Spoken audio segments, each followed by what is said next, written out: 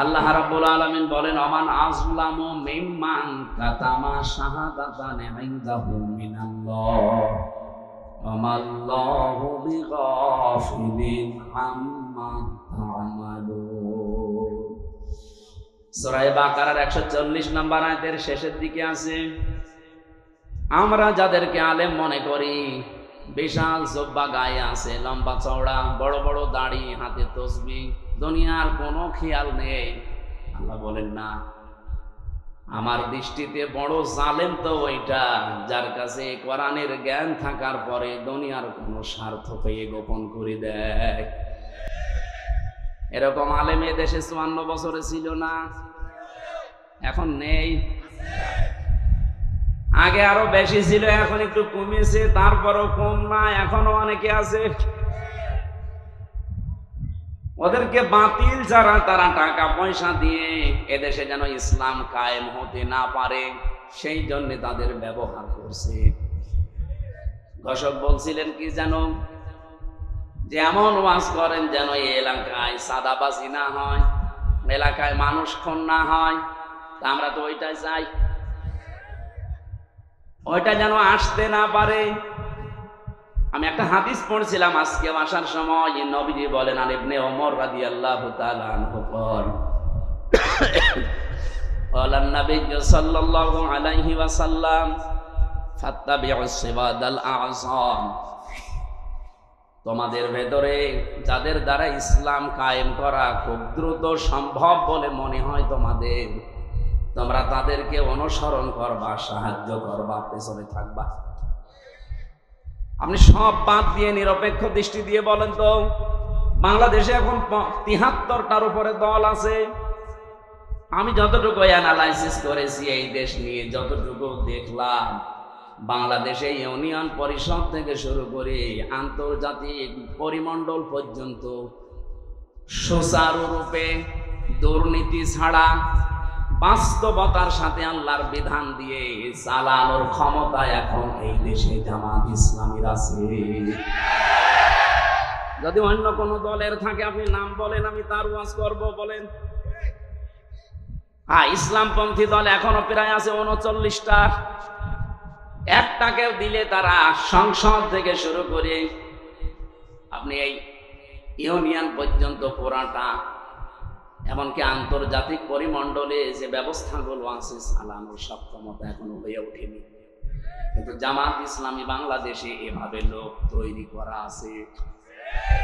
আপনি বলেন, এটাকে আমি বানিয়ে বললাম?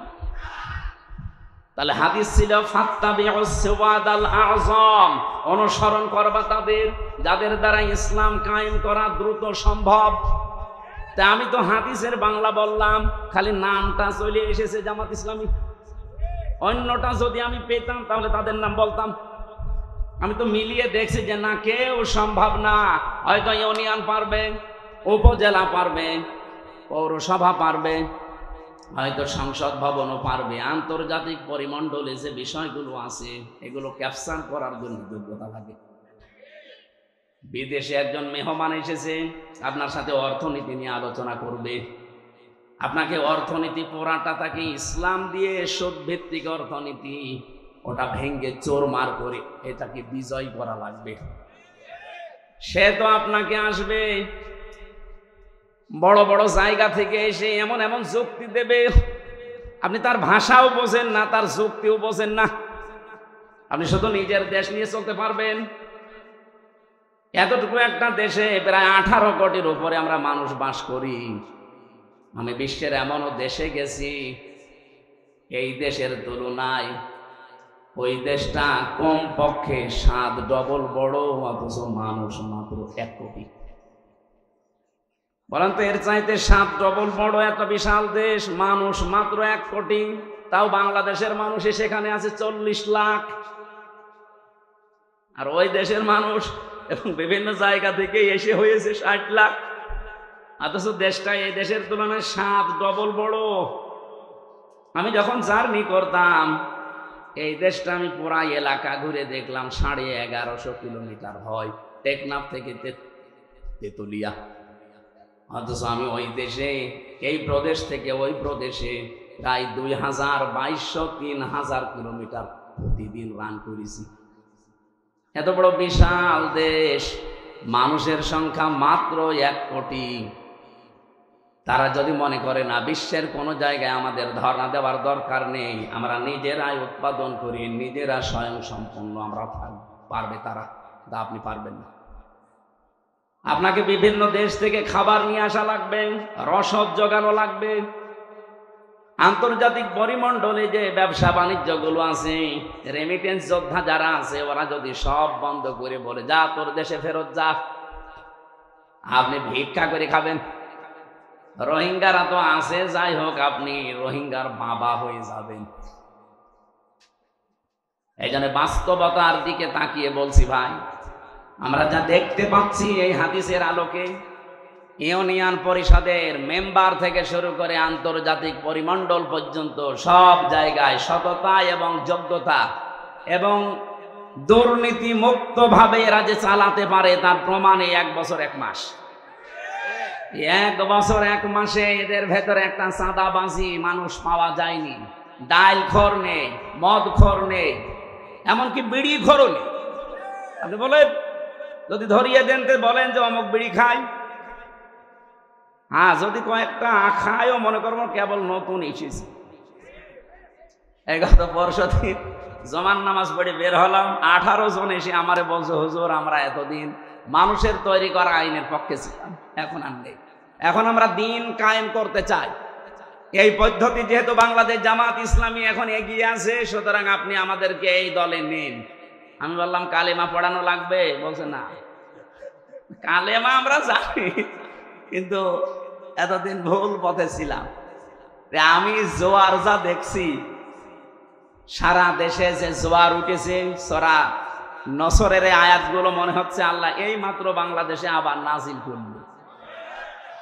বিশেষ করে ডাকসু আর জাকসুর পরে অনেকে এখনো চাপাবাজি করছে, যা ডাকসু ডাকসু কি হয়, কি হয় মানে আপনার এত ভয় কেন? কোরআনে কারিমে আল্লাহ জানিয়েছিলেন, কোরআনের কথা তো আর মিথ্যা হওয়া সম্ভব না। ইযা জা নাসরুল্লাহি ওয়াল ফাত, যখন আসবে আল্লাহর সাহায্য তখন আপনি বিজয় দেখতে পাবেন। আর বিজয়ের সূচনা কি, নমুনা কি, সিমটম কি, চিহ্ন কি, এগুলো আল্লাহ একটা একটা করে দিচ্ছেন। ওয়ারাআইতান নাসা ইয়াদখুলুনা ফি দীনিল্লাহি আফওয়াজা, আপনি হে নবী আপনি দেখতে পাবেন দলে দলে পালে পালে মানুষকে ইসলামে প্রবেশ করছে।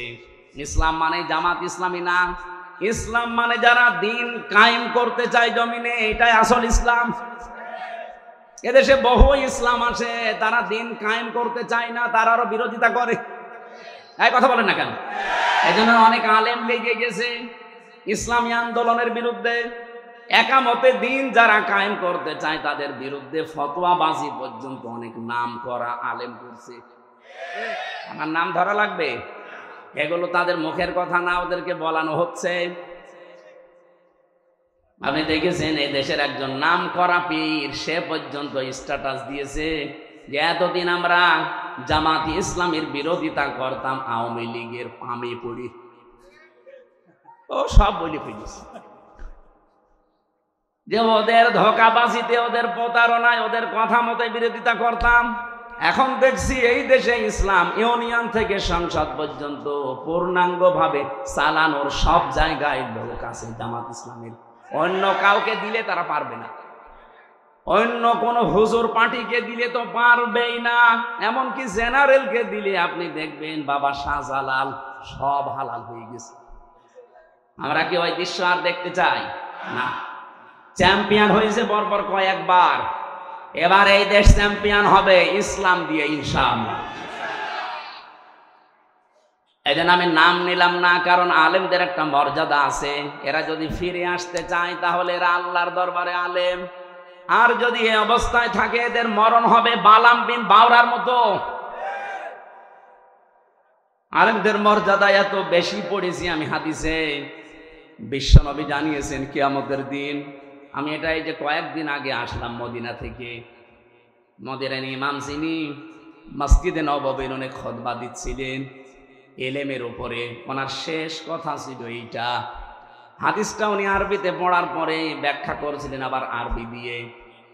আমি বাংলায় বলছি, উনি যে কথা বললেন এটার সারমর্ম এটা, কিয়ামতের দিন আলেমদেরকে আল্লাহ যখন বিচার করবেন, ওদেরকে আল্লাহ পর্দা দিয়ে ঘিরে নেবেন, আলাদাভাবে ঘিরে নিয়ে বলবে, মাওলানা এনামুল হক এই করেছিলি? জিজ্ঞাসা করবে এই করেছিলি? প্রত্যেকটা কথার জবাব দেওয়া লাগবে যে হ্যাঁ। রব্বুল আলামিন ওর মুখের কাকতি মিনতির দিকে তাকিয়ে বলবে, গোপনে তোরে মাফ করে দিলাম, কাউকে বলবি না, জান্নাতে চলে যা। কিন্তু সে আলেমও তো আবার থাকা লাগবে।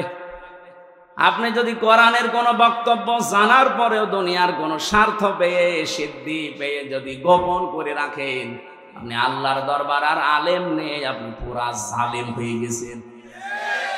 আল্লাহ শব্দটা উল্লেখ করলেন আসলাম, এটা সুপারলেটিভ ডিগ্রি। এর চাইতে বড় শব্দ আরবিতে আর হয় না। সব চাইতে বড় জালেম আল্লাহর কাছে ওই লোকটা যে তার জ্ঞান অনুযায়ী, যোগ্যতা অনুযায়ী আমল করে না। এই জন্য যারা এখানে বসে আছে আলেম নাম নিয়ে, তাদের মর্যাদা সম্মান এমনি কামনা করি নাই। রব্বুল আলামিন যেন কিয়ামতের দিন ওই হাদিসের আলোকে আমাদের কেউ তার ভেতরে শামিল করে মাফ করে দেন। সামনে বসা মুসলমান ভাইরা, পর্দার আড়ালে সম্মানিতা মা এবং বোনেরা, প্রাণ প্রিয় নাটোরবাসী, আমার বাড়ি তো খুব বেশি দূরে না, কুষ্টিয়া। আমি কুষ্টিয়া থেকে অন্তত 1-150 কিলোমিটারের ভেতরে যদি আসি, আমার মনে হয় যে আমি বাড়ি বসে আছি। এর চাইতে একটু দূরে গেলে মনে হয় যে পাশের গ্রামে গেলাম। যেহেতু পাশাপাশি আছে, এখনো 100 কিলো হয়নি, 80 কিলো আর 15 কিলো, 95 কিলো। তো সেই হিসাবে আমার মনে হচ্ছে যে আমি কেবল ম্যাডামের কাছে খাবার খেয়ে এই যে উঠলাম। সুতরাং আমরা ঘন্টাখানিক সময় চাচ্ছি। আমার ভাইরা, কোরআনে কারিম থেকে আমি যতটুকু বাস্তবতা বুঝেছি, আমার বয়স কম হতে পারে আপনার তুলনায়, কিন্তু বিশ্ব দেখা আপনার তুলনায় অনেক এগিয়েছে আল্লাহ আমাকে। আমি দেখেছি এই পৃথিবীর ময়দানে কাউকে যদি আল্লাহ দিন কায়েমের জন্য কবুল করেন, তাকে আল্লাহ কয়েকটা জিনিস আগে দিয়ে দেন। সূরা শূরার 13 নম্বর আয়াতে এটা আপনি পাবেন, শেষের দিকে আছে, আল্লাহু ইয়াজতাবি ইলাইহি মাইয়াশা ওয়া ইয়াহদি ইলাইহি মাইয়ুনিব। রব্বুল আলামিন বলেন, আমি আল্লাহ যাকে ইজতেবা করি, পছন্দ করি, মনোনীত করি, নির্বাচিত করি, যাকে আমার ভালো লাগে, এই মানুষটাকে আমি দুনিয়াতে দিন কায়েমের জন্য নিয়োজিত করে দেই। ও পৃথিবী একদিকে দিয়ে দেবেন, দিন কায়েমের আন্দোলন ওর কাছে একদিকে আল্লাহ করে দেবে। আল্লাহ বলেন, আমি কেন করি জানো? ওয়া ইয়াহদি ইলাইহি মাইয়ুনিব। যে লোকটা দুনিয়াতে মন থেকে আমি আল্লাহর দিনের দিকে সত্যিকার অর্থে ফিরে আসতে চাই, তাকে আল্লাহ এইভাবে নির্বাচিত করেন। আপনি আন্দাজে আসতে পারবেন না, আপনার মন আগে দিনের দিকে ফিরে আসা লাগবে ইখলাসের সাথে। সুতরাং এই দেশে যারা দিন কায়েমের জন্য চেষ্টা চালায়, আপনি বিশ্বাস করতে পারেন আল্লাহ আপনাকে সবার ভেতর থেকে বেছে নিয়েছেন, নির্বাচিত করেছেন, পছন্দ করেছেন, মনোনীত করে ফেলেছেন। এর আগের শব্দে আপনি তাকান, যারা মুখস্থ আছে আপনি দেখেন যে বাড়িতে সূরা শূরার 13 নম্বর আয়াতের শেষের আগে আছে, কাবুরুন আলাল মুশরিকিনা মা তাদউহুম ইলাইহি। হে নবী, আপনি যেদিকে মানুষকে ডাকেন যে আসো আমরা সবাই আল্লাহর বিধান কায়েম করি, কারণ আপনাকে শুধু আমি না, পৃথিবীর যত নবী পাঠিয়েছি মাত্র 2 জন নবীকে বাদ দিয়ে প্রতিটা নবীর উপরে আমার আদেশ ছিল, আন আকিমুদ্দিন ওয়ালা তাতাফাররাকু ফি, যে দিন কায়েম করো, আল্লাহর বিধান জমিনে কায়েম করো, এ বিষয়ে কোনো মত পার্থক্য করবা না। আজ যে আলেমরা এই দেশে টাকা খেয়ে দিন কায়েমের বিরুদ্ধে ফতোয়া দেন, আপনি মাজারের বিরুদ্ধে ফতোয়া দেন না, যেখানে প্রকাশ্য শিরক হয়, বেদাত হয়। ইসলাম যারা কায়েম করতে চান তাদের বিরুদ্ধে আপনি লাগেন। হ্যাঁ, তাদের পদ্ধতি ভুল হতে পারে, কিন্তু তারা তো দিন কায়েমের বাইরে মানুষের তৈরি করা আইন কায়েম করতে চায় না। আপনি যদি সাহায্য করতে না পারেন, মুখ বন্ধ করার দরকার ছিল আপনার। আর আপনি আরো মানুষের ভেতর বিভ্রান্ত ছড়ানোর জন্য আলেম নাম নিয়ে জালেমের মতো কাজ করছেন। রব্বুল আলামিন জানিয়েছেন, হে নবী, আপনাকে শুধু না, এর আগে বড় বড় নবীদের নাম আল্লাহ নিয়েছেন। হযরতে ঈসা, মূসা, নূহ, ইব্রাহিম, এত বড় বড় পাওয়ারফুল নবীর নাম নিয়ে বললেন আপনাকেও আদেশ দিলাম, তাদেরকেও দিয়েছিলাম যে দিন কায়েম করেন, আমার বিধান কায়েম করেন জমিনে আগে, আর এই বিষয়ে কোনো মত পার্থক্য, কোনো ফতোয়াবাজি করবেন না। হে নবী, আপনি যাদেরকে মানুষকে ডাকতে চান, এই কথা শুনলে সব চাইতে মন খারাপ হবে, খারাপ লাগবে, রাগ করবে ওই মানুষগুলো যারা মুশরিক। বলে আমির হামজা মাটির নিচের ওয়াজ করেন, তো মাটির নিচে আপনি কেমন চলে গেছেন? আপনি তো উপরে আছেন, উপরে থাকতে হলে স্বস্তি, শান্তি, নিরাপত্তা নিয়ে কিভাবে থাকা লাগবে, তো ওইটা এখন তৈরি করা লাগবে না? ঘোষক তো ওইটাই বলছিল যে ওইটা বলেন, কি করে আমরা শান্তি, স্বস্তি, নিরাপত্তা নিয়ে থাকতে পারি। আজকে কষ্টে আমার গণসংযোগ ছিল, পথসভার শেষ কথা বলেছি, এবার যদি ইসলাম দেশে আসে, আল্লাহর কসম এই কুষ্টিয়ার ময়দান থেকে আগে দূর করা হবে চাঁদাবাজি। এই কুষ্টিয়ার বুকে চাঁদাও থাকবে না, বাজিও থাকবে না। আপনিও এই দেশের নাগরিক, আমিও এই দেশের নাগরিক, আপনাকে চাঁদা দেওয়া লাগবে মানে? আমি কি চাঁদের দেশ থেকে এসেছি? এটা সম্ভব, শুধুমাত্র ইসলামকে আপনি এনে দেন, 5 বছর লাগবে না। বাংলাদেশ থেকে 5 দিনে চাঁদাবাজি ঝাঁটিয়ে বিদায় করা হবে বঙ্গোপসাগর। কোনদিন তার মুখে আপনি চাঁদা এর শব্দও শুনবেন না, কারণ ঔষধ কি দেওয়া লাগে ওটা আমার জানা আছে। পৃথিবীতে যত বড় অপরাধ আল্লাহ তত বড় শাস্তি দিয়েছেন। দেখবেন জেনা করে যদি বিবাহিতা যারা, তাদেরকে পাথর মেরে মেরে ফেলা লাগবে। আপনি একটা করে দেখেন, এই নাটোরের পুরুষ যারা, তাদের স্বপ্ন দোষ বন্ধ হয়ে যাবে। জেনা করা আপনার জিনিসপত্র হয়তো উঠবে না, দৃশ্য মনে হবে ওরে বাবা, পাথর মেরে জাগায় মেরে ফেলছে। আপনি যেটা দিয়ে জেনা করবেন ওই জিনিস নষ্ট হয়ে যাবে। চুরি করলে হাত কেটে দাও, আপনি একটা করেন, দেখেন চুরি বন্ধ হয় কিনা। কারণ আল্লাহ পাক ভালো করে জানে যে ঔষধ দেওয়া লাগে কোন জায়গায়। যারা ডাকাতি করে, যারা সন্ত্রাসী করে, যারা চাঁদাবাজ, তাদেরকে বিপরীত দিক থেকে অঙ্গ প্রত্যঙ্গ কেটে দেওয়ার নিয়ম সূরা মায়েদায় আছে। একটা কেটে দিন, আপনাদের নাটোরের কেন্দ্রীয় মসজিদের সামনে অথবা জজকোর্টের সামনে নিয়ে, এই নাটোরে আর কিয়ামতের আগে চাঁদাবাজি হবে না। এটা সম্ভব এবং আমরা পারবো ইনশাআল্লাহ, সামনে আসবে। সুতরাং এই আয়াত থেকে আমি যে থিওরিটা পেয়েছি, আল্লাহর বিধান কায়েমের কথা বললে যাদের মন খারাপ হয়, তারা যেন বিশ্বাস করে তারা মুশরিক। আপনি হয়তো বলতে পারেন কি আমি নামাজ পড়ে আসলাম, আরে ভাই আপনি টের পাচ্ছেন না যে কোনো কায়দায় আপনার দ্বারা শিরিক হচ্ছে, প্রকাশ্যে হোক গোপনে হোক। আর যারা শিরিক করে তারা কি বলেন বলেন, এর চাইতে আর স্পষ্ট কি বলা যায়? অবশ্যই আপনার দ্বারা কোনো না কোনো ভাবে শিরিক হচ্ছে, নয়তো আল্লাহ বলতো না যে কাবুরা আলাল মুশরিকিন, যে মুশরিকদের কাছে খারাপ লাগবে। মা তাদউহুম ইলাই, আপনি যেদিকে মানুষকে ডাকছেন, এই কথা শুনলে সবচাইতে বেশি খারাপ লাগবে, মন খারাপ হবে, রাগ করবে। এমন কি ওয়াইদা তুতলা আলাইহিম আয়াতুনা বাজ্জিনাতিন তা'রিফু ফি ওয়ুজুহিল লাযিনা কাফারুল মুনকার। এটা সূরা হজের 58 কি সূরা হজের 70-72 নম্বর আয়াতের ভেতরে আছে। রব্বুল আলামিন বলেন, হে নবী, যখন কোরআনের ব্যাখ্যাগুলো আপনি বিশ্লেষণগুলো তেলাওয়াত করে করে শোনাবেন, তখন দেখবেন যে মানুষগুলো বুঝে ফেলেছে যে কি বলতে চায়। আপনার প্রতি দেখবেন ওরা মাত্র শরবত নিয়ে, মিষ্টি নিয়ে আসবে না, ওরা আপনাকে মনে হবে খেয়ে ফেলবে। আমার তো মনে হচ্ছে আয়াতটা বাংলাদেশে এখন মিলে যাচ্ছে। বলে হুজুর কোরআনের কথা বলবেন, আমি কি এটা বাইরের কথা বললাম? কোরআনটা আমি আমার মন মতো গলার সুর দিয়ে আমি যখন তেলাওয়াত করি, আপনার ভালো লাগে। ওটা মাতৃভাষায় বলতে গেলে আপনার কাছে মনে হয় যে নিজের দিকে যাচ্ছে। নিজের দিকে যায় এই কারণে, কারণ আপনি এই কাজগুলো দুনিয়ায় করেন। অনেক জেলায় যাওয়ার পরে আমার কানে কানে মুখ নিয়ে বলে, হুজুর আমার বিরুদ্ধে বলবেন না। আমি আপনার বিরুদ্ধে বলবো? আপনার আমি চিনি। কোথায় আমার বাড়ি? কুষ্টিয়ায়। কোথায় আপনার বাড়ি? সেই সিলেট, মৌলভীবাজার, সুনামগঞ্জ, সেই দোয়ারা বাজার, যেতেই লাগে 2 দিন। আমি আপনাকে জীবনে দেখিনি, চিনি না, আপনার বিরুদ্ধে বলবো কেন? যে না, আপনি যা বলেন আমি দেখে আমার বিরুদ্ধে যাই। তার মানে আপনি ওই কাজ করেছেন।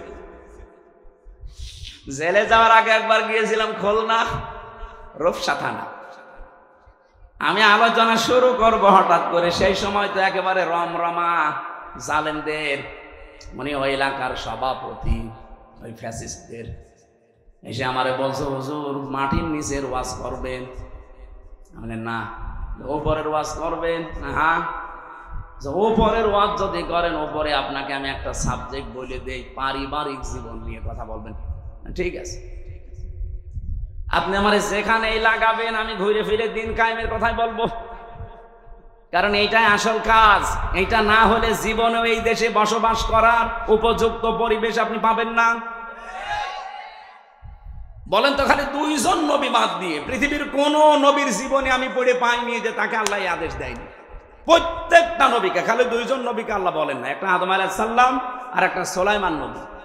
কারণ আদম নবীর সময় মানুষজন ছিল না, আর সুলাইমান নবী ওনার বাবার কাছ থেকে রাজত্ব পেয়েছিলেন, কোন আবার কি কায়েম করবে।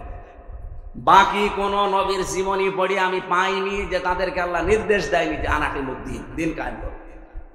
নামাজ পড়া যেমন ফরজ, এমনকি বহু নবীর জীবনে আমি পড়েছি তাদের জীবনে নামাজ ছিল না, তাদের জীবনে রোজা ছিল না, কিন্তু তাদের জীবনে দিন, আল্লাহর বিধান কায়েম করা লাগবে, এটা ছিল। আল্লাহর বিধান আরো আছে যেগুলো, ওইগুলো। আমার ভাইরা, এখান থেকে আপনার জন্য আমার যেটা বক্তব্য, যদি আপনার মন খারাপ লাগে তাহলে আপনি বুঝে নেবেন যে আপনার দ্বারা যেহেতু শিরিক হচ্ছে আর আপনি মুশরিক, মুশরিকের কোনো ইবাদত কবুল হওয়ার সম্ভাবনা আছে। এতটুকু বললেন কি আছে আপনি জানেন? কোরআনে কারিমে এত কঠিন কথা মুশরিকদের বিরুদ্ধে, অকদিমনা ইলা মা আমিলু মিন আমালিন ফাজআলনাহু হাবাআম মানসুরা। কিয়ামতের দিন মুশরিকদের আমল নামাটা আল্লাহ এভাবে দেখবে, যেই দেখবে শিরিকের ওটা ধুলি কণার মতো মুখের উপরে নিক্ষেপ করবে। আজ তো শুনতে খারাপ লাগছে, কিয়ামতে কোটি কোটি মানুষের সামনে যখন নিজের কাজ কারবার ধুলার মতো নিক্ষেপ হবে, তখন টের পাবেন।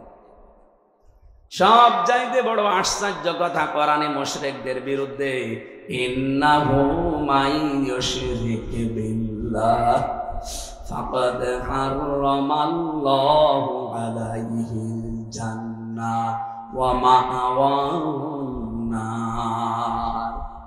রব্বুল আলামিন বলেন, আমি আল্লাহ নিজে হারাম করে দিয়েছি জান্নাতটা মুশরিকদের জন্য। অথচ বাংলাদেশে বহু মানুষ যে শিরিক করে ও জানেও না। এই জন্যই তো তাফসীর মাহফিলের আয়োজন করেছে। আমরা জেনে হোক না জেনে হোক শিরিক করে যদি মুশরিকি হয়ে যায়, তা কিসের ঈদগায় মাহফিল দিয়েছেন, কিসের মসজিদ বানাচ্ছেন? আশা করছে আপনার আজকে বিবেক খুলবে। আরে ভাই, আপনি আমল না করেন, ইমানটা নিয়েও যদি যেতে পারেন, তাও তো জাহান্নামে যাওয়া লাগবে না। আর ইমানও আপনি এনেছেন, শিরিকও করছেন, আপনি জান্নাত আপনার জন্য হারাম। এতটুকু আল্লাহ যদি শেষ করে দিতেন, আমি আয়াত বলতাম না, ওমাওয়াহুন নার, আল্লাহ তার আশ্রয়স্থল বানাবে জাহান্নাম। আমার তো আয়াত পড়ার পরেই বাংলাদেশের দিকে তাকিয়ে ভয় হয়, এদেশের বহু মানুষ অলরেডি শিরিক করে জাহান্নামী হয়ে গেছে। নাটোরবাসী বড় ভালোবাসি আপনাদের পাশের জেলা, খুব ভালো করে খেয়াল করে দেখেন শিরিক জীবনে হচ্ছে কিনা। বলতে পারেন যে না, আমার জীবনে শিরিক নেই। কে বলেছে আপনাকে? শিরিকের এক কথায় জবাব হচ্ছে, আল্লাহ যেটা পারে ওইটা অন্য কেউ পারে, এই কথা বিশ্বাস করার নাম শিরিক। বলেন এবার আপনার জীবনে আছে কিনা? এখানে খুব বেশি নড়াচড়া হচ্ছে না, আর বন্ধ করে দেন। আল্লাহ যেটা পারে পৃথিবীর অন্য কেউ এটা পারে, এই বিশ্বাস করার নাম বলেন বলেন। আপনি দেখেন তো আপনার ভেতরে আছে কিনা। সন্তান দিতে পারে কে? পৃথিবীর অন্য কারো ক্ষমতা আছে? সে মরা পীর হোক আর জীবিত পীর হোক। এমনকি কত মানুষ দেখি জেনে কি না জেনে করে আমি জানি না, আমার এসে বলো হুজুর আপেল পড়িয়ে দিন। কেন? সেদিন বগুড়াতে পেয়েছিলাম এক লোক এসে আপেল নিয়েছে, বলছে হুজুর আপেল পড়িয়ে দিন। কেন? আর 4টা মেয়ে হয়েছে, আমি খুব আশা করি আছি এবার যেন ছেলে হয়। আপনি এমন আপেল পড়বেন যেন এবার ছেলে হয়। আপেল পড়িছি, সূরা ফাতিহা দিয়ে ফু দিয়ে ফেলে দিলাম। আপেল কই? ফেলে দিয়েছি। ফেলে দিলেন মানে? আরে ভাই আপেল পড়ে যদি ছেলে হয় তা আমার 3টা মেয়ে হইতো না? আমার তো আগে ছেলে হইতো। ম্যাডামরা শুধু আপেল খাওয়াতাম। কি বিশ্বাস মানুষ। আমির হামজা না, আমির হামজার বাবা আপেল পড়লে ছেলে হবে? এটা দেওয়ার দায়িত্ব কার? এর একচ্ছত্র মালিকানা অন্য কাউকে আল্লাহ দেয়নি। একটা একটা করে আমি কয়েকটা বলবো শুধু শিক্ষার জন্য। 2 নম্বরে আল্লাহ যেটা পারে ওটা অন্য কেউ যেহেতু পারে না। আর কেউ যদি মনে করে যে অন্য কেউ পারে তাহলে সে শিরিক করলো। আর শিরিক করলে সে কি? বলেন বলেন। মুশরিকের জন্য জান্নাত হারাম, জাহান্নাম ওয়াজিব। মুশরিকের কাছে খারাপ লাগবে আল্লাহর বিধানের কথা কায়েম এ কথা বললেই। এ কথাগুলো কার? একটাও কি আমি বানিয়েছি? না, সব দলিল দিয়েছি। কিন্তু আমি সূরা শুরার 13 নম্বর আয়াতের শেষের দিকে, সূরা মায়েদায় আছে, প্রত্যেকটা আয়াতে আল্লাহ সাজিয়ে দিয়েছেন একটা একটা করে। সূরা ফুরকানের 23 নম্বর আয়াতে আছে। এই জন্য বাড়ি যে আয়াতগুলো মিলিয়ে দেখবেন আপনার ভেতরে যেন শিরিক চলে না আসে। আমার এবার প্রশ্ন 2 নাম্বার, এই জমিন বানিয়েছে কে? এখানে অন্য কারো হালকা কোনো সাহায্য আছে? আপনি হিন্দুকেও জিজ্ঞাসা করেন, উনিও বলবে এই জমিন আল্লাহ বানিয়েছে। আল্লাহ যদি নাও বলে ভগবান বানিয়েছে। তো ওরা যাদের ভগবান বলে আমরা আল্লাহ বলি, জিনিস একই। ওরা হয়তো ওই বাপ দাদার নিয়ম নীতি মেনে আসতেছে, এই জন্য সরাসরি বলতে পারে না। এই দিন জমান নামাজ পড়িয়েছি কুষ্টিয়ায়। ওখানে 100 ঘর হিন্দু, কয়েক ঘর মুসলমান একটা মসজিদ বানিয়েছে। ওরা মন্দির দেখাতে নিয়ে গেল। বড় বড় যারা মানে হর্তা কর্তা সব এসে বলছে আপনার ওয়াজ আমরা শুনি।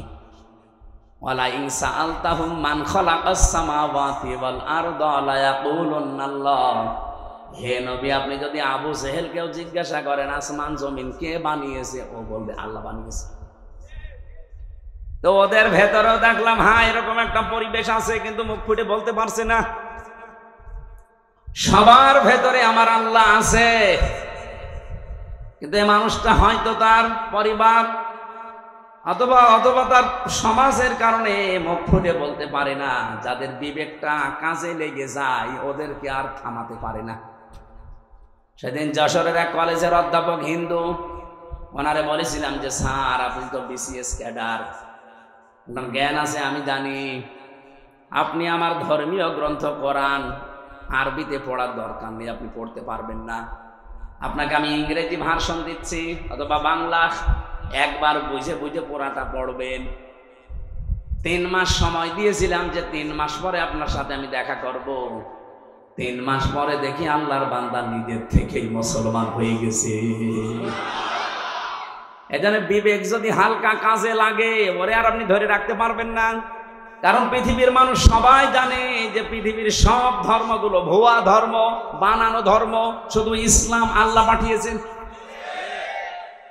এজন্য অন্যান্য ধর্মে যারা আছেন বাইরের দেশগুলোতে গেলে আমি দেখেছি খ্রিস্টানদের সাথে আমি কথা বলেছি, ইহুদিদের সাথে বসে কথা বলেছি, ওদের চেহারা দেখলে আপনি জীবনেও টের পাবেন না যে ইহুদি। আমার তো আর জুব্বা কত বড়, আমার চাইতে বড় জুব্বা গায়ে দেয়। আমার তো আর দাড়ি কয়টা, ওর দাড়ি এ পর্যন্ত, মাথায় পাগড়ি বাঁধা, ওর স্ত্রী সাথে আছে 5-6টা ছেলে মেয়ে, হাত মোজা পা মোজা পরা। দেখলে মনে হবে যে জিবরাইলের ছোট ভাই। নাম জিজ্ঞাসা করি যখন তখন টের পাই যেত ইহুদি। যেই বলে যে আপনার নবীর নাম কি, বলে জোসেফ। জোসেফ মানে মোসা, ইহুদি মোসা আলাইহিস সালামের অনুসারী দাবি করে। এই তখন বুঝি আরে তো মুসলমান না, জোসেফ বলছে মানে মোসা নবীকে মেনে চলে ওরা, যদিও মোসাকেও মানে না। খ্রিস্টানদের সাথে দেখা হয়েছিল আমেরিকায়, জিজ্ঞাসা করলাম ভাই ইংরেজিতে হ্যালো ব্রাদার, ওনারে আমি যত প্রশ্ন করলাম একটা একটা করে, প্রথম প্রশ্ন ছিল যে আপনার হোয়াট ইজ ইউর নেম। ওনার নাম বলার পরে আমি টের পেয়েছি যে না, মুসলমান না। কারণ ইহুদির নামের সিরিয়াল আমি জানি, খ্রিস্টানদের নামের সিরিয়াল আমি জানি, বৌদ্ধদের নামের সিরিয়াল আমি জানি। এর নাম শুনলেই বুঝি। যে এখন বলে যে আপনার নবীর নাম কি, হোয়াট ইজ ইউর প্রফেট, ও তখন বলছে আমার নবীর নাম হচ্ছে যিশু। যিশু মানে ঈসা। বলেন তো এই যে মানুষগুলোকে প্রথমে দেখলে আপনি জীবনও সাইন করতে পারবেন না। এত সুন্দর চেহারা, ধবধবে ফর্সা, দাড়ি মানে পাগড়ি এবং জব্বা গায়ে, বিশাল সাদা জব্বা গায়ে, স্ত্রীর সাথে আছে, একেবারে চোখও দেখা যায় না, হাত মোজা পা মোজা দেওয়া। বাস্তবতা যেটা আমি এখান থেকে নিয়ে আসতে পারি, ওই মানুষগুলো আজ মুশরিক, ওই মানুষগুলো আজ শিরিক করছে। শুধুমাত্র যদি বিবেকটা একটু কাজে লাগাতো, এই পৃথিবীর কোন ধর্মে মানুষ থাকা সম্ভব না ইসলাম ছাড়া। খালি বিবেকটা মানুষ কাজে লাগায় না, এই জন্য বিভিন্ন ধর্মে প্রায় 4,500 ধর্ম এখন দুনিয়ায়। কত? 4,500। বাইরের দেশগুলোতে গেলে এগুলো আরো বেশি দেখা যায়। মালয়েশিয়াতে আমি যে বিশ্ববিদ্যালয়ে গিয়েছিলাম, ওখানে 120টা দেশের ছেলে মেয়েরা পড়ে। আপনি চিন্তা করতে পারেন 120টা দেশের মানুষ ওখানে পড়ে, তাহলে এক একজনের ভাষা এক একটা, 120টা ভাষায় তারা কথা বলে আলাদা আলাদা, কিন্তু নিজেরা যখন কথা বলে আমাদের সাথে তখন ইংরেজিতে বলে।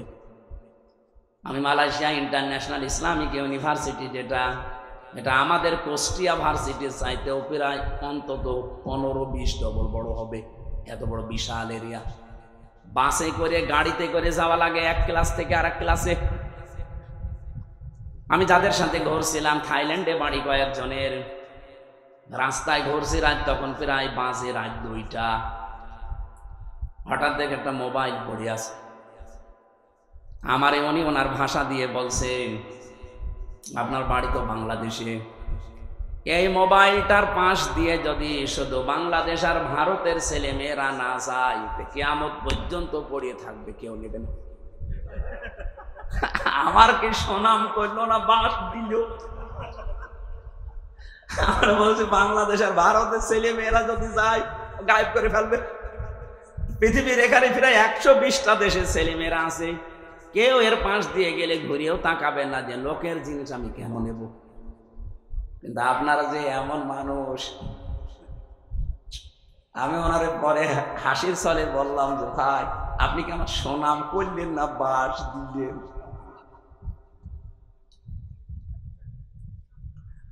আমি যে কথা তুলেছিলাম, আজ বিবেকটা কাজে লাগিয়ে একটা বিসিএস ক্যাডার মাত্র 3 মাসের ভেতরে, উনি আরবিও পড়ে নাই, শুধু বাংলা আর ইংরেজি ভার্সন পড়ে অলরেডি মুসলমান হয়ে গেছে। আর আপনার কি হয়েছে? এবার আসেন, যারা বিশ্বাস করে যে জমিন আসমান আল্লাহ বানিয়েছে, আবু জেহেল যদি বিশ্বাস করে থাকে না, কিছু লাগবে একটু ভালো করে শোনেন তো। আপনি কোন দিকে তাকান? ওয়াজ দিয়েছেন, আপনি যদি না শোনেন না, আরো অ্যাক্টিভ হওয়া লাগবে। এভাবে ক্লাস করে মানুষ? আপনি কি পাস? না, আপনি তো মানে ক্লাস করতে হলে অ্যাক্টিভ হওয়া লাগে। এইভাবে ক্লাস করা যায়? এই যে স্যার বসে আছে, জিজ্ঞেস করেন তো, এইভাবে ক্লাস নেয় মানুষ? আরো অ্যাক্টিভ হন ভাই। আমি যে কথা বলি ওখান থেকে দেখবেন একটা শিক্ষা বের হবে। আমি আন্দাজে কোনো কথা পাঁচাল পারি না, অবশ্যই এখানে একটা শিক্ষা আছে, নাই তো বলতাম না। কি আছে সেইটা বের করার জন্য এই যে আন্টি শান্টি করছে। রব্বুল আলামিন বলেন, যেহেতু আসমান আর জমিন আমি বানিয়েছি, আলা লাহুল খালাক ওয়াল আমরু তাবারাকাল্লাহু রাব্বুল আলামিন। বানিয়েছেন যিনি, হুকুম চলবে তার, এ বিধান কার? তাহলে আপনার বিবেকের কি বলে যে জমিন আসমান আল্লাহ বানিয়েছে আর এখানে চলবে মানুষের তৈরি করা আইন? একটা কথা হইলো। তাহলে আল্লাহ যেটা পারে ওইটা অন্য কেউ, তাহলে জমিন আল্লাহর বিধান চলবে, আল্লাহর এখানে অন্য কারো বিধান চলতে পারে না। যদি অন্য কারো আইন, অন্য কারো বিধান আপনি চালাতে চান, আপনি অবশ্যই শিরিক করছেন। আর শিরিক করলে লোকটা কি? এইরকম মুশরিকের কাছে আল্লাহর বিধানের কথা বললে মন পাওয়া যাবে? তার কি হবে? রাগ হবে, গা জ্বলবে, মারতে আসবে। তাহলে বাংলাদেশে এবার বলেন তো 92% মুসলমান আমরা না 92% মুশরিক? আমাদের রাগ হয় কেন? দোষ তো আপনার না, আপনি শিরিক করে ফেলছেন। জমিন আল্লাহর, আপনি নিজে বলছেন এখানে আইন চলবে আল্লাহর, অথচ আপনি এমন এক দল করেন যে দল আল্লাহর আইন বিশ্বাস করেন। তাহলে আপনার শিরিক হচ্ছে না? আর এই কথাটা আমি একটু বাংলা, ইংরেজি, আরবি মিলে বলতে গেলে আপনার রাগ হয় না? এরপরও আমি জানি কিছু মানুষের মন ফিরবে না, কারণ ওদের আবু জেহেলের মতো খতম করে দেওয়া। খাতামাল্লাহু আলা কুলুবিহিম ওয়া আলা সামিইহিম ওয়া আলা আবসারিহিম গিশাওয়া ওয়া লাহুম আযাবুন আযীম। হে নবী, আমি ওদের অন্তরের উপরে মোহর লাগিয়ে দিয়েছি। আপনি যতই সুন্দর করে বলেন, নবীজি আবু জেহেলের কাছে 350 বারের উপরে দাওয়াত নিয়ে গেছে, এরপরও লোকটার মন তৈরি হয়নি। আমার মনে হয় 350 বার না, আমি তো আপনার কাছে এই 11.5 বছর তো আমি ময়দানে, 3 বছর না জেলে ছিলাম, বাকি সময় তো বহুবার আপনি আমার আলোচনা, আলেমদের আলোচনা শুনেছেন, এরপরও আপনার পরিবর্তন হয় না।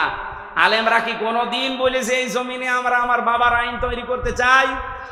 সবারই এক কথা সামারাইজ করে দেখবেন, সবাই বলতে চাই এই জমিনে আমরা আল্লাহর আইন চাই। এইটা শুনলে যদি কারো রাগ হয়, সে যেন বিশ্বাস করে তার দ্বারা কোনো না কোনো ভাবে শিরিক হচ্ছে, আর শিরিক হলে সে লোকটা মুশরিক, এই জন্য তার গা জ্বলে। এবার কার খারাপ লাগবে এবার আপনি নিজে মিলিয়ে নিন, আপনি কি আসলে মুসলমান না মুশরিক? দরুদ আর সালাম পাঠ করার মাধ্যমে আমরা তেলাওয়াতকৃত আয়াত, যেটা আমি ছোট্ট ছোট্ট 2টা আয়াত পড়েছি, 6666টি আয়াত, এটা প্রসিদ্ধ, আর বিশুদ্ধ হচ্ছে 6236টা আয়াত। এর ভেতরে মাত্র 2টা আয়াত পড়েছি, আমি আগে পরও পড়তে পারতাম। এই 2টা আয়াত থেকে কিছু কথা তাফসীর আকারে শোনাতে চান। আপনারা তাফসীর মাহফিল লিখেছেন, অথচ এখন চলছে নবীজির জন্মের মাস, সিরাত লিখে দিলে আমরা ওইভাবে সাজাতাম। যেহেতু তাফসীর লিখেছেন, আমরা তাফসীর আকারে কথা বলবো, শুনবেন তো নাকি? রাখবেন। আমি আগে একটু তেলাওয়াত করে তাফসীরের যে মূল নীতি আছে 15টা একটা একটা করে বলবো, এরপরে আমরা ভেতরে যাব। আউযু বিল্লাহি মিনাশ শাইতানির রাজীম। তিলকা আয়াতুল কিতাবিল মুবিন। এখান থেকে এবার একটা শিক্ষা বের হবে। রব্বুল আলামিন বলেন তিলকা, এই আয়াতুন, এটা বহু বচন। এই আয়াতগুলো যেগুলো এখন আপনাদের সামনে আমি বলবো, এই আয়াতগুলো হচ্ছে আল কিতাব। কিতাবের আগে আলিফ লাম আছে, এরপরে আছে মুবিন। আল্লাহ পাক বলেন এটা স্পষ্ট কিতাবের আয়াত। আমার প্রশ্ন হচ্ছে, কোরআন কি স্পষ্ট না অস্পষ্ট? না না, আপনার বলা ঠিক হয়। আপনি তো স্পষ্ট না কোরআন আপনার কাছে, এনামুল ভাই বললে বলতাম। আপনার এখন যদি আমি পেটে বম মারি, তিলকা মানে কি বলতে পারবেন? আপনার কাছে স্পষ্ট হয় কি করে? তার মানে আমি ওই মানের লোক চাচ্ছিলাম। এখান থেকে ডানে বামে আলেমগুলো যদি বলতো স্পষ্ট, আমি কোন প্রশ্ন করতাম না। যারা সবাই একবারে বললেন আমার কাছেও কোরআন স্পষ্ট না, আপনি মিথ্যা বলেছেন। কিতাব যদি আপনি স্পষ্ট করতে চান, কিতাবের কাছে আসা লাগবে। কথা বলেন না কেন? আপনি এই যে বয়সে আছেন, এই বয়সে এখন মাদ্রাসায় ভর্তি হয়ে সময় দিতে পারবেন? এই কথা বললেন না? আপনার বয়স এখন 55 বছর, আপনি এখন মাদ্রাসায় ভর্তি হয়ে সময় দিতে পারবেন? ওই 8 বছর 9 বছরে ভর্তি হয়ে যেভাবে পড়ছে পারবেন না। কিন্তু আল্লাহর একটা বিশেষ অনুগ্রহ এই বাংলাদেশের উপরে, এই দেশে এখন এমন একটা মাদ্রাসা, এমন একটা বিশ্ববিদ্যালয় আছে যেখানে ভর্তি হয়ে গেলে আপনাকে কোরআন শিখাবে, সেটা বাংলাদেশে জামাত ইসলামী। আপনি হয়ে দেখেন 15টা পয়েন্ট পূরণ করা লাগে প্রতিদিন। এই লোকটা খুব শিক্ষিত না, ওনাকে চিনি, ম্যাট্রিক পাসও করে নাই, কিন্তু এই জায়গায় আসার কারণে ওনাকে বিশ্ববিদ্যালয়ে ভর্তি হওয়ার সিস্টেম করে দেওয়া হয়েছে। প্রতিদিন কোরআন শরীফ শুদ্ধ করে পড়া লাগবে, আবার কয় আয়াত পড়বেন বুঝে পড়েন না, আন্দাজে পড়েন, আবার লেখা লাগবে। 1 মাস পরে আবার দায়িত্বে যারা আছে তাদের দেখানো লাগবে। এর চাইতে বিশ্ববিদ্যালয় কোথায় পাবেন আপনি? আর আপনার যে বুড়ো বয়সে কোন ভার্সিটি আপনাকে নেবে? যেন আসেন এই বিশ্ববিদ্যালয়ে আপনাকে আলেম বানানো হবে। খুব বেশি দিন লাগবে না, মাত্র 6 মাস আপনি সময় দেন, আমি গ্যারান্টি দিচ্ছি আপনি এই দেশের বহু আলেমের চাইতে জ্ঞানী হয়ে যাবেন। আমার কথার অর্থ আপনি বুঝেছেন? আপনি স্পষ্ট হন কোরআনের কাছে এসে। বহু আলেম কোরআনের এই শব্দগুলো জানে না, কেন আলিফ লাম দেওয়া হয়েছে এটাও বলতে পারে না। আমার মনে হয় এখানে যদি 100 জন আলেম থাকে 50 জন বলতে পারবে না যে আলিফ লামের নাম কি। আলিফ লাম 4 প্রকার। এখানে যেটা আছে এটা নির্দিষ্ট করার জন্য আল্লাহ দিয়েছেন। কেন দিলেন? এই পৃথিবীতে কিতাব বলতে একটাই, কোরআন শরীফ। কোরআন বাদ দিয়ে পৃথিবীর যত বই আছে সব কোরআনের ব্যাখ্যা। যেভাবেই লেখেন না কেন ওটা কোরআনের ব্যাখ্যার ভেতরে পড়বে। আপনি যদি চাঁদ নিয়ে লেখেন, চাঁদের কথা কোরআনে নেই, বলেন। যদি এই জমিন নিয়ে লেখেন, জমিনের কথা কোরআনে নেই। যেটাই করবেন ওগুলো আসলে কিতাব না, ওগুলো কিতাবের ব্যাখ্যা। কিতাব কয়টা? আরো জোরে, কেমন কিতাব? স্পষ্ট বলেন। আল্লাহ পাক বলেন আলহামদুলিল্লাহিল্লাযী আনজালা আলা আবদিহিল কিতাবা ওয়া লাম ইয়াজআল লাহু ইওয়াজা। প্রশংসা করা লাগবে আমার। কেন? আমি আমার বান্দাকে কিতাব দিয়েছি। কিতাব কেউ দিতে পারে না, আল্লাহ নিজে পাঠিয়েছেন এটা তার বান্দার কাছে। এমন কিতাব দিলেন ওয়া লাম ইয়াজআল লাহু ইওয়াজা, যে কোরআনের ভেতরে, কিতাবের ভেতরে কোনো বক্ষতা নেই, যেখানে কোনো গোপন কথা আপনি পাবেন না। কোরআনে যা আছে সব স্পষ্ট কথা, সব ওপেন কথা, কোনো গোপন কথা আছে? আরো জোরে বলেন। এজন্য কোরআনের নিয়মই এইটা। এর কাছে যদি কেউ বুঝে শুনে আসে, সে আর জীবনেও গোপন থাকে না, সে ওপেন হতে চায়। আর আমরা এমন কিতাবের আলেম, এত স্পষ্ট চলছে দুনিয়া এখন হয়ে গেছে, এর পরেও বলে হুজুর আমি গোপনে আছি। কি কিতাব পড়ে আলেম হয়েছে যে এতদিন গোপন থাকা লাগবে? হযরত ওমর যেদিন শুধু কোরআন পড়েছিলেন সূরা তাহা, সঙ্গে সঙ্গে তিনি ওপেন হয়ে গেছেন।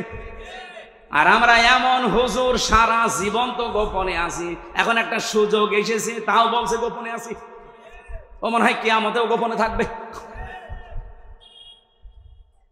আরে ভাই, আপনার কাছে কি মনে হয় এই যে সুযোগটা আল্লাহ তৈরি করে দিয়েছে, দলে দলে মানুষ পালে পালে। আমি তো সারা বাংলাদেশের 630টা থানা ঘুরছি, সারা দেশ আমার এই হাতের ভেতরে। আমি তো দেখতে পাচ্ছি অবস্থা কি। জোয়ার যা উঠেছে, আমার বিশ্বাস ইসলাম এবার সংসদে যাবে। আপনি যতই ষড়যন্ত্র করেন জীবনও ঠেকাতে পারবেন না। বিভিন্ন ষড়যন্ত্রের কথা আসবে, কিন্তু এগুলো মোকাবেলা করার জন্য আমরা দায়িত্ব দিয়েছি একজনকে। কে? আল্লাহুম্মা ইন্না নাজআলুকা ফি নুহুরিহিম ওয়া নাউযু বিকা মিন শুরুরিহিম। আমার জেলখানার 3 বছরের তাহাজ্জুদের নামাজের দোয়া ছিল এটা। আল্লাহ, ইসলামের বিরুদ্ধে, আমার বিরুদ্ধে এই দেশে যারা ষড়যন্ত্রে মেতে আছে, আমি তো পারলাম না, তোমাকে দায়িত্ব দিলাম এদের ষড়যন্ত্রের বিরুদ্ধে, তুমি যথেষ্ট। আল্লাহ পারবে না ইনশাআল্লাহ? উনি যে পারবে তার প্রমাণ জাহাঙ্গীরনগর, যেখানে টয়লেটের ভেতরে নামাজ পড়া লাগবে ইশারায়, সেখানে আজ আল্লাহু আকবার ধ্বনি উঠতেছে। সুবহানাল্লাহ বলতে পারেন না? সংসদেও ইনশাআল্লাহ আল্লাহু আকবারের ধ্বনি এবার যাবে। এখনো যারা আলেম, যারা ইমাম, যারা খতিব, এরা যদি বলে যদি আমি ইসলামের পক্ষে কাজ করি আর ইসলাম যদি এবার না যায় তাহলে আমার ইমামতি থাকবে তো? আরে ভাই, আপনি ইমামতি নিয়ে আসেন, ইমামতি থাকবে না মানে? শুধু ইমামতি থাকবে না, ওই কমিটির উপরে আর নির্ভর করা লাগবে না। ইসলাম গেলে আপনার বেতন দেওয়া হবে রাষ্ট্র থেকে। পশ্চিমবঙ্গে আমি বেশি থাকতাম আগে, কারণ এই সমস্ত জায়গায় তো আল্লাহর ওলিরা আসতে দিত না। তখন ওই জায়গায় থাকতাম পশ্চিমবঙ্গে। পুরা এলাকা আমি এই বাংলাদেশের মতো চষেছি, ওই পশ্চিমবঙ্গ পুরাটা। মমতা ব্যানার্জি ওই দেশের ইমামদের সাথে খতিবদের সাথে মিলে দেখলাম আর একটা হিন্দু দেশ, অথচ ওখানে ইমাম, মুয়াজ্জিন, খাদেম আর খতিব 4 জনের বেতন দেওয়া হয় রাষ্ট্র থেকে। মমতা ব্যানার্জি একটা হিন্দু মহিলা, সে যদি বেতন দিতে পারে ইমামদের, খতিবদের, মুয়াজ্জিনদের, আর আমরা ইসলাম নিয়ে গেলে ইমাম, মুয়াজ্জিন, খাদেম, মাদ্রাসা, মসজিদ, আলেম ওলামার বেতন রাষ্ট্র থেকে দিতে পারবো না? শুধু যে টাকা পাচার হয়েছে ওইটা নিয়ে আসতে পারলে তো কিয়ামত পর্যন্ত বেতন দেওয়া যাবে। আপনি জানেন কত টাকা পাচার হয়েছে? এক দরবেশ 36,000 কোটি টাকা পাচার করেছে। 36,000 কোটি। আমার মনে হয় আমার মতো হামজারে কিয়ামত পর্যন্ত গুনতে দিলে আমি গুণিক শেষ করতে পারবি। একজন দরবেশই যদি এই করে, তাহলে যারা ধরবেশ ওরা যে কি করেছে। সেদিন মনে হয় সিঙ্গাপুরে ছিলাম, যে হোটেলে উঠেছিলাম, না মালয়েশিয়া, 118 তলা হোটেল। আমি আর এক হোটেলে, আমি বললাম এত জায়গা এত দূরে আমার দেখেন না, আমার কাছে দিন। ওই হোটেলটাও 75 তলা। 75 তলার উপরে উঠে আমি জানালা খুলে দিয়েছি, আমার মনে হচ্ছে যে একটা জান্নাতের মতো বাতাস আসতেছে। ওখান থেকে বললাম একটু নিচে যেয়ে দেখি তো খাবার পাওয়া যায় কিনা। নিচে যেয়ে নামলাম, নেমে দেখি 2 জন বসে বসে রাত 2টা বাজে চা খাচ্ছে। আমি চেহারা দেখে বুঝে ফেলেছি। আমি যে সালাম দিলাম, আসসালামু আলাইকুম, ও তো বলবে যে ওয়ালাইকুম আসসালাম না, বলছো হুজুর আমরা আগে পালিয়েছি।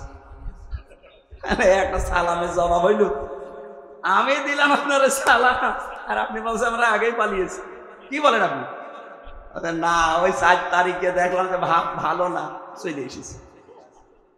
আপনি এই হোটেলে আছেন, অথচ আপনার তো শুনেছি যে 620টা বাড়ি। কত? 620টা বাড়ি ওর। না না, ওই যে ভূমি মন্ত্রী ছিল যেটা সাইফুদ্দিন জাবেদ নাকি না, ওর সাথে আরেক শয়তানও আছে। বলছো হুজুর আমার সাহেব পাড়া আছে মালয়েশিয়ায়, আমার কানাডাতে বাড়ি আছে বেগমপাড়া, লন্ডনে আছে, এই যে এখানেও আছে পাশের রাষ্ট্র সিঙ্গাপুরে, কিন্তু আমি যেতে পারি না। এই দেশে 20 লাখ বাঙালি থাকে, আমি যদি বাইরে যাই আমার ভর্তা পানি থাকে। খুব গোপনে আসি, নামি না। এই যে রাত 2টো বাজে নেমেছি, আপনি আমার জন্য দোয়া করে। দোয়া আপনার জন্য আসবে, ঠিক দোয়া কর। এখন দোয়া করলে তো বদ দোয়া হবে। আপনি কি করেছেন? 620টা বাড়ি মানুষ বানায়, আমার একটা বাড়ি, তাই আমি মনে হয় বছরে 2-3 মাস থাকতে পারি, বাকি সবসময় রাস্তায় থাকি। আপনি কবে থাকবেন বাড়িতে? এই জন্য এদেশের আলেম ওলামারা এখনো যে ভয়ে চিন্তায় আছে। কোনো ভয় নেই, আপনার কোনো চিন্তা নেই। ইসলাম এবার আসবেই, আর আপনারা সবচাইতে বেশি সুযোগ সুবিধা পাবেন, সে কওমি বলেন, আলিয়া বলেন, খারেজি বলেন, যাই বলেন। কিন্তু কিছু আলেম নামধারী এদেরকে এই বাম আর রামরা এখনো পর্যন্ত পেছনে লেগে আছে। জামাত ইসলামী বাংলাদেশের বিপক্ষে একটা কথা লাগিয়ে দেন, এরা আসলে নাকি মাদ্রাসার বেতন বন্ধ করে দিবে। এটা শয়তান বিশ্বাস করবে? এটা আপনার কথা না, আমরাও জানি। আপনাকে দিয়ে রাম আর বামরা বলাচ্ছে।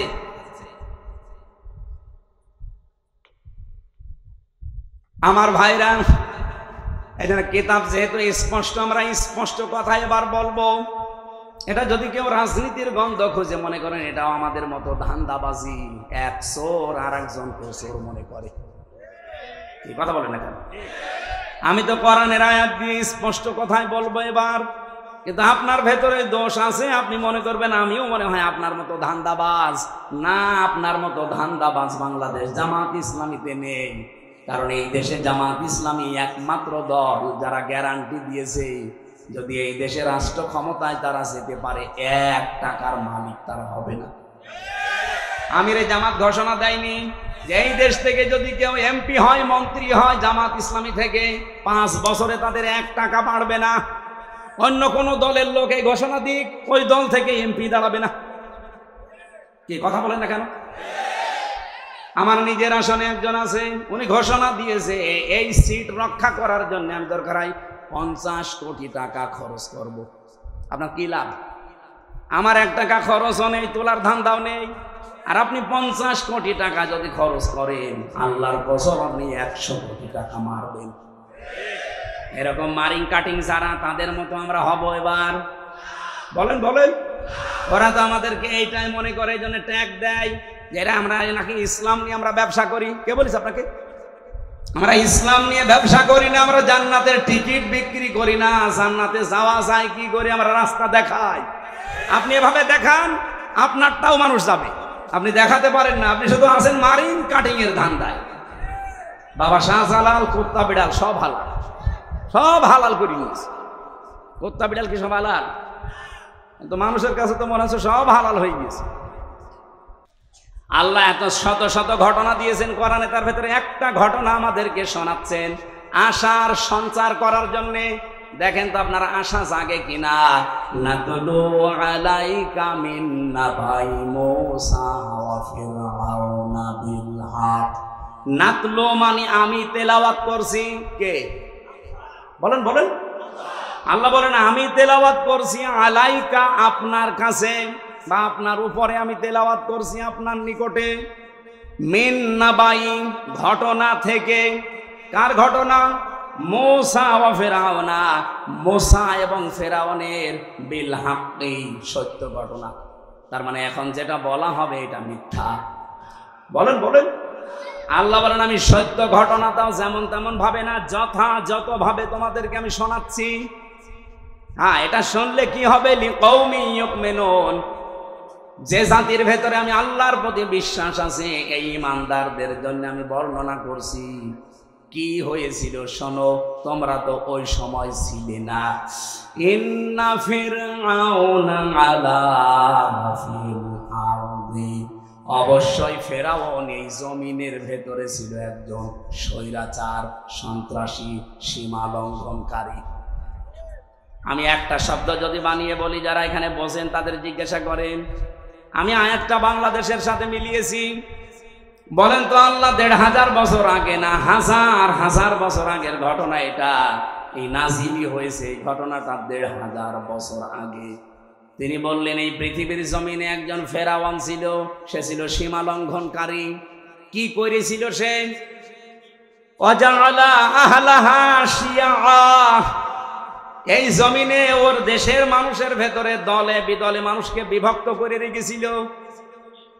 আমাদের বাংলাদেশের দিকে তাকান, এই ৫৪ বছরে বহু মানুষ এই দেশে দায়িত্বে এসেছে, তাদের একমাত্র টার্গেট ছিল ইসলাম যেন এক জায়গায় হতে না পারে।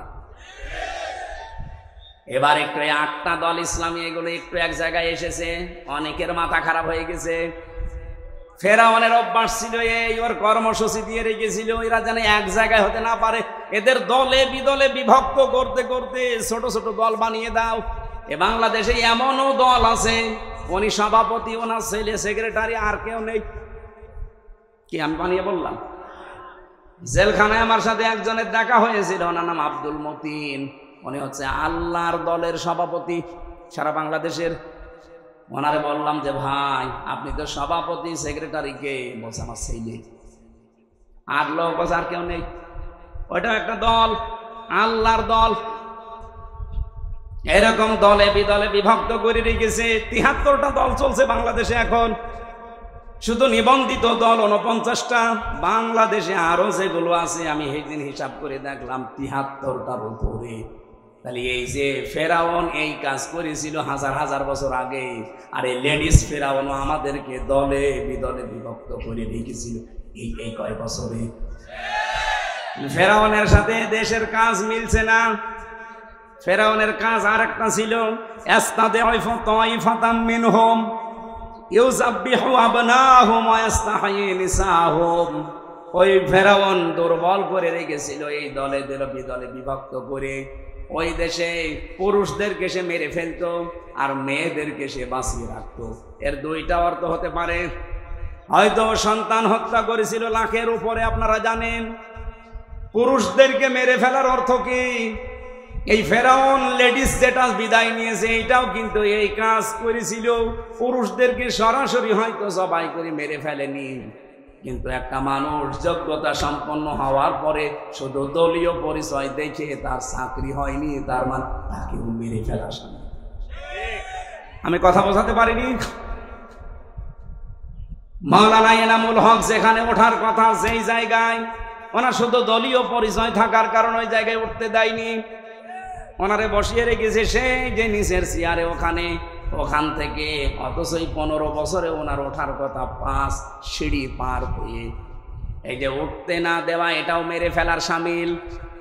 এই কথা বলেন আমার সামনে আমি নিজে মনে করেন আমার রোল নাম্বার 1 50 নাম্বার স্যার, তারে এনে আপনি বসিয়ে দিয়েছেন চেয়ারে। বলেন তো আমাকে মেরে ফেলা কিনা? ফেরাউন এটা করেছিল ওই জামানায়, আর এই জামানায় ফেরাউন এখন ঠিক এই কায়দায় পুরুষদেরকে অলরেডি শুধু ইসলাম মানার কারণে মেরে ফেলেছে। ঢাকা বিশ্ববিদ্যালয়ে মাদ্রাসার ছাত্র ছাত্রীরা ভর্তি হতে পারবে না, অথচ আমার চাইতে অনেক অগা আছে ভার্সিটি ভর্তি হতে পারবে। ইসলামকে তারা কোন জায়গায় নিয়েছে? ক্লাস 5 এবং 8-এ বৃত্তি পরীক্ষায় আগে 100 মার্ক ছিল, এই জালেমরা এসে ওইটাও তুলে দিয়েছে। এর যে কিছুদিন আগে 2 নবীর নাম নিয়ে যিনি বসে আছেন, ডক্টর মোহাম্মদ ইউনুস, কয় নবী? 2 নবীর নাম। অথচ গানের মাস্টার নিয়োগ দিল, শরীর চর্চার মাস্টার নিয়োগ দিল, 1 থেকে 5 পর্যন্ত একটা আলেম মাওলানা নিয়োগ দিতে পারে নাই। এই কথা বললেন না কেন? এই দাবি নাটোরবাসী করে কিনা যে আমরা প্রত্যেকটি প্রতিষ্ঠানে 1 থেকে 5 পর্যন্ত একজন আলেম মাওলানা টিচার চাই? এই দাবি আছে কার? দেখে লিল্লাহি তাকবীর। দেখেন তো, হাত তোলেন কে? দেখেন, এটা রেকর্ড হচ্ছে, তোলেন। আপনি কোরআনের পক্ষে আছে এটা আজকে হাত তুলে দেখান। ডক্টর মোহাম্মদ ইউনুসের কাছে যদি নাও যায়, এটা আরো সে চলে গেছে ইনশাআল্লাহ।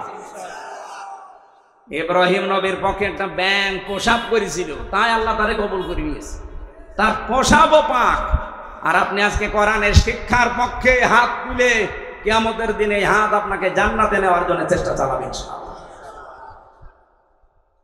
আমার ভাইরা, তাহলে পুরুষদেরকে মেরে ফেলতো আর মেয়েদেরকে সে বাঁচিয়ে রাখতো ভোগ করার জন্যে, অথবা তাদেরকে দিয়ে জেনা ব্যভিচার করিয়ে করিয়ে সমাজটা নষ্ট করার জন্যে। ইন্নাহু কানা মিনাল মুফসিদিন। আল্লাহ পাক বলেন নিশ্চয় সে ছিল ফাসাদ সৃষ্টিকারী, সীমা লঙ্ঘনকারী, বিশৃঙ্খলাকারী। এ পর্যন্ত আল্লাহ যদি শেষ করে দিতেন, এই আয়াতগুলো আমি বলতাম না। এবার একটা আশার বাণী শুনিয়েছেন, ওয়ানুরিদু আন্নামুন্না।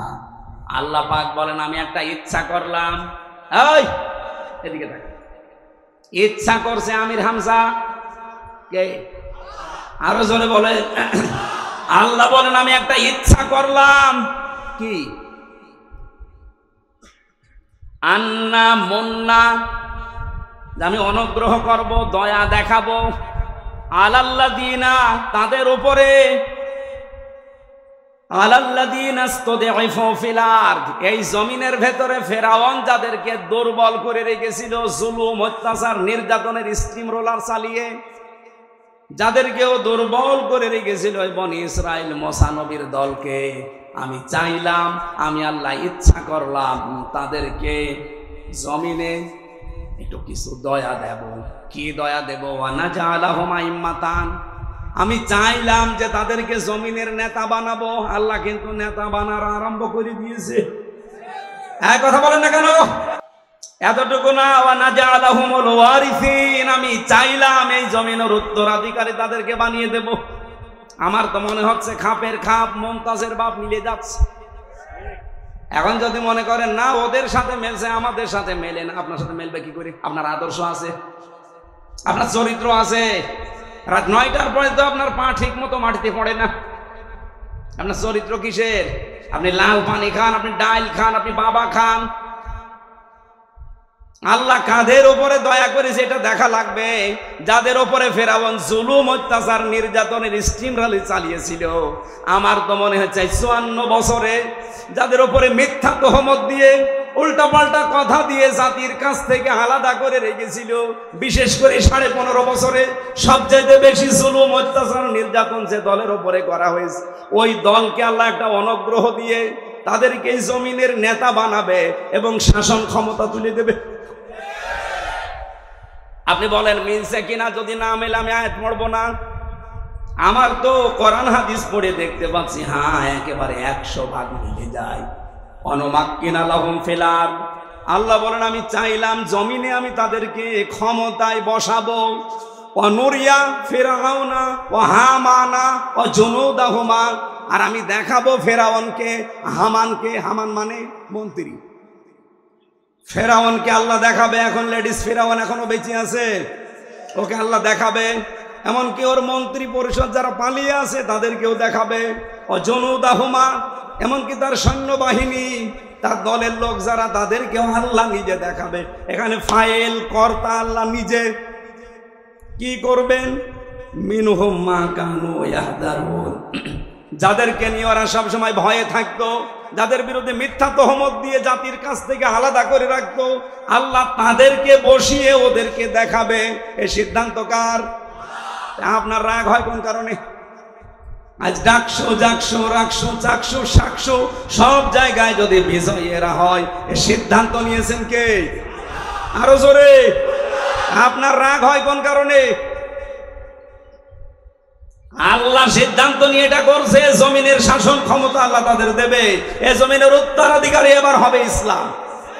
আরো জোরে বলেন ঠিক কিনা? এটা দেখতে চান না চর্ম চোখে? 54 বছর তো বিভিন্ন জিনিস আমরা আনকমন দেখেছি, এবার একটু দেখি না কেমন কি লাগে। খালি ইসলাম 5 বছর লাগবে না, 2 বছর চলবে। এই বাংলাদেশ মিনি জান্নাত যদি না হয়, আপনারা আমার কাছ থেকে বুঝে নেবেন। খালি 2 বছর চলতে দেন, কোরআনটা দিয়ে 500 আইন আছে এর ভেতরে। 151 জন যদি এবার যেতে পারে না কোরআন বুকে নিয়ে, এদেশ ঠান্ডা করতে কাউকে লাগবে না, 151 জনই যথেষ্ট। এক এক অধিবেশনে একটা একটা করে আইন পাস হবে, আর বাংলাদেশের মানুষের ভাগ্যের চাকা খুলে যাবে। মালয়েশিয়ার মতো দেশ 2004 সাল থেকে 21 বছরে তারা দাঁড়িয়ে গেছে, আর আমরা 54 বছরে দাঁড়াতে পারি নাই, শুধু এই ডাকাতদের কারণে। 1628 জন মানুষ এখন দায়িত্বে আছে। এই মানুষগুলো হযরত ওমরের মতো বানিয়ে দেন, আল্লাহর কসম এই দেশটা মিনি জান্নাত হয়ে যাবে। প্রশাসনের উপরে যেই মানুষগুলো এখন দায়িত্বে আছে, এদের উপরে যে বৈষম্য চলছে, ইসলাম আসলে এটা প্রথম দূর করা হবে। এই যে পুলিশের 2,13,000 পুলিশ আছে। আগের জামানার কথা বাদ দিলাম, জালেমদের সময়, এখন প্রায় 2 লাখ পুলিশই অন্তত ভালো, 13,000 একটু খারাপ আছে। এরপরও ওরা যে বাম হাতের ইনকাম করে, শুধু দোষ ওদের না। আমরা কোরআনে কারিমকে এবার যদি সত্যি জায়গা মতো নিয়ে যেতে পারি, সর্বপ্রথম হাত দেওয়া হবে এই দেশের প্রশাসনে। ওদের প্রথম কাজ হবে, ওরা মেনে চলবে ওদের আইজির কমান্ড। বাংলাদেশে কোনো নেতা খেতা, কোনো নেত্রীর কথা ওদের শোনা লাগবে না। 2 নম্বরে 8 ঘন্টা ডিউটির পরে যেই কয় ঘন্টা ওরা ডিউটি করে জনগণের জন্য, ওভার টাইম হিসাবে মাস শেষে বেতন দেওয়া লাগবে। 3 নম্বরে এই যে আজ নাটোর নলডাঙ্গা থানা থেকে, এটা কয় কিলো জানি না আমি, কয় কিলো? 4 কিলো। এই 4-8 কিলো পথ ওরা এখানে এসেছে, এখানে থাকবে সারাদিন। মনে করেন সে দুপুরবেলা এসে এগুলো দেখছে, ওদের খাবার দাবার, নাস্তা, এরপরে এই যাওয়া আসার যে বিল, এগুলো কিন্তু ওদের নিজেদের পকেটের টাকা। ওই যা বেতন পায় ওখান থেকে কেটে নেয়, ওখান থেকে খরচ করে। অথচ ওর উপরে ওর মা, বাবা, স্ত্রী, সন্তান সবগুলো ডিপেন্ডেন্ট। কথা বলেন না কেন? ও কি করবে? ওই 32,000 টাকা দিয়ে যখন চলে না, তখন ওই মাম হাতের ইনকাম করে, আর তখন ওদের খারাপ বলে। একটা মানুষ খারাপ হয় কেন? ওই রাস্তাটা বন্ধ করে দেন, ও খারাপ হবে না। পুলিশ যদি এখানে কেউ থাকে, আপনি তারা জিজ্ঞাসা করে দেখেন, আজকে যদি সে দুপুরে এখানে এসে থাকে, খাবার খাওয়া, চা নাস্তা খাওয়া, যাওয়া আসার সব বিল ওর পকেটের। কেন? ও কি ওর বাবার কাজ করছে না আমাদের কাজ করছে? যে সমাজের কাজ যখন করবে, এই বিল সমাজের অথবা সরকারের দেওয়া লাগবে না? এটা দেওয়া হয় না। এরকম প্রত্যেক জায়গায়। আমি যে ওসিকে পড়াতাম কুষ্টিয়ায়, সেই 11 সালে, ওনার বেতন ওই সময় মনে হয় কত, 42,000 টাকা ছিল, আমার সঠিক মনে নেই। 42,000 টাকা বেতন, অথচ ওনার বউ আর মেয়ে আর ছেলে 3 জন ঢাকাতে যে ফ্ল্যাট নিয়ে থাকে, 52,000 টাকা বেতন। তো কি ফেরেশতা জিবরাইল দিয়ে যাবে? এই কারণে শেষে একটু এদিক এদিক করে বলতো, হুজুর দোয়া করেন আল্লাহ যেন মাফ করে দেয়। আমরা এবার আর দোয়া না, এবার একেবারে এই যে 151 জন যদি যেতে পারে, একটা একটা করে আইন পাস হবে, আপনারাও শান্তিতে থাকবেন। প্রশাসনে হোক, বিচার ব্যবস্থায় হোক, ইসলামী অর্থনীতিতে হোক, সবাই আমরা এই দেশটাকে সাজিয়ে নিতে চাই। সুতরাং এই দেশে আর চাঁদাবাজি হবে না, এদেশে মানুষ মার্ডার হবে না, ধর্ষণ বললাম না, সব নদশ বন্ধ হয়ে যাবে। আল্লাহ রাব্বুল আলামিন এরকম একটা পরিবেশ আমরা চাই না। মেয়েরা যারা এসেছে তাদের সম্মান দেবেন, কারণ এই পৃথিবীতে আল্লাহ যখন কারো উপরে রাজি হয়, খুশি হয়, তখন তার বাড়িতে একটা মেয়ে পাঠায়। সুতরাং আমার প্রতি আল্লাহ খুশি হয়েছে, আমার বিশ্বাস, কারণ তিনটা মেয়ে আল্লাহ আমাকে দিয়েছে। এই 3টা মেয়ের উপরে যদি আমরা দায়িত্ব পালন করি, 1 নম্বরে তাকে পেয়ে খুশি হওয়া, 2 নম্বরে তার ভালোবাসা আদর করা, তার পেছনে খাওয়া দাওয়া করানো যে খরচ আছে, 3 নম্বরে তাকে দিনের শিক্ষা দেওয়া, 4 নম্বরে সৎ পাত্রে পাত্রস্থ করা।